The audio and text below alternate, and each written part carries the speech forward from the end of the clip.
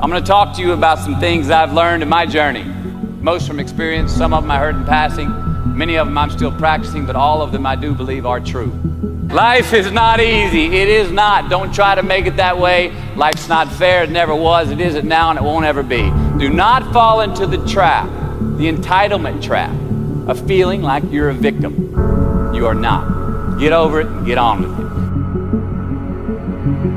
So the question that we've got to ask ourselves is what success is to us, what success is to you. Is it more money? That's fine. I got nothing against money. Maybe it's a healthy family. Maybe it's a happy marriage. Maybe it's to help others, to be famous, to be spiritually sound, to leave the world a little bit better place than you found it. Continue to ask yourself that question. Now your answer may change over time, and that's fine. But do yourself this favor. Whatever your answer is, don't choose anything that will jeopardize your soul. Prioritize who you are, who you want to be, and don't spend time with anything that antagonizes your character.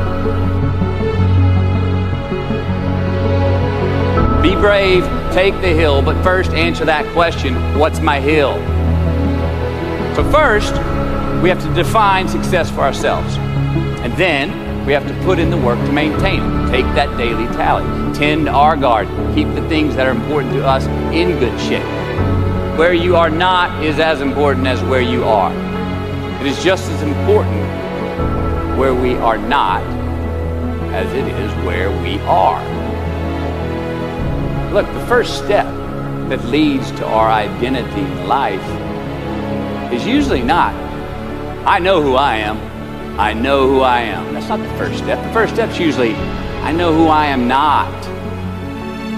Process of elimination. Defining ourselves by what we are not is the first step that leads us to really knowing who we are.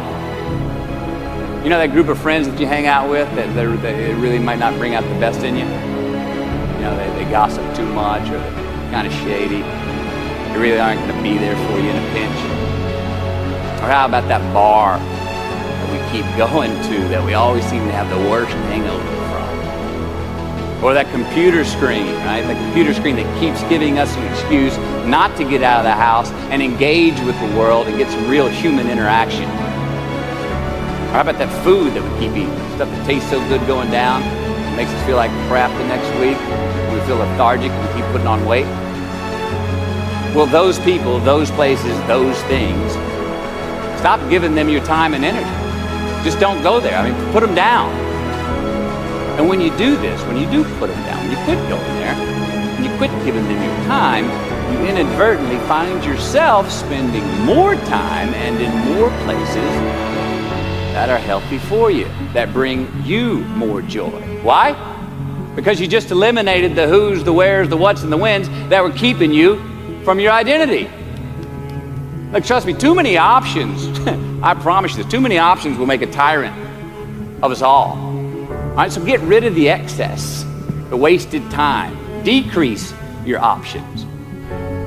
If you do this, you will have accidentally, almost innocently, put in front of you what is important to you by process of elimination. Knowing who we are is hard. It's hard. Give yourself a break. Eliminate who you are not first, and you're going to find yourself where you need to be. Instead of creating outcomes that take from us, let's create more outcomes that pay us back, fill us up, keep your fire lit, turn you on for the most amount of time in your future. We try our best, we don't always do our best. Well, architecture is a verb as well. And since we are the architects of our own lives, let's study the habits, the practices, the routines that we have that lead to and feed our success, our joy, our honest pain, our laughter, our earned tears. Let's dissect that and give thanks for those things. And when we do that, guess what happens? We get better at them, and we have more to dissect. Be discerning.